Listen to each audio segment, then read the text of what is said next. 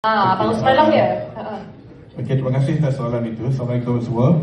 Okey, untuk menghasilkan drama vertikal ini merupakan satu pengalaman pertama bagi saya sendiri secara pribadi. Dan untuk production kita pun ini adalah satu projek yang pertama yang kita hasilkan dalam bentuk vertikal.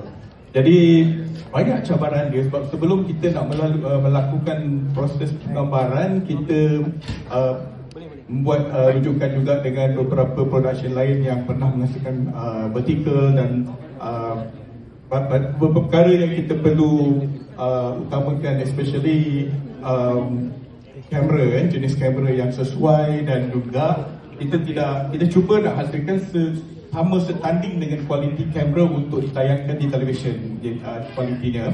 Dan kita tetap mengekalkan production team yang sama, maksudnya jumlah team yang sama, dan juga proses kerjanya sama macam kita melakukan syuting untuk drama biasa.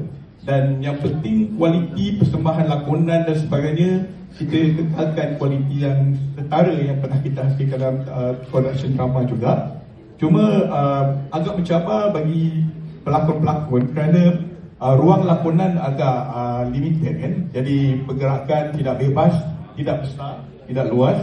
Jadi agak terhad sebab di vertikal kan, jadi pergerakan lakonan tu sangat mencabar. Jadi mungkin Abang Raja boleh kongsikan sikit sebagai pelakon, berkongsi pelakon untuk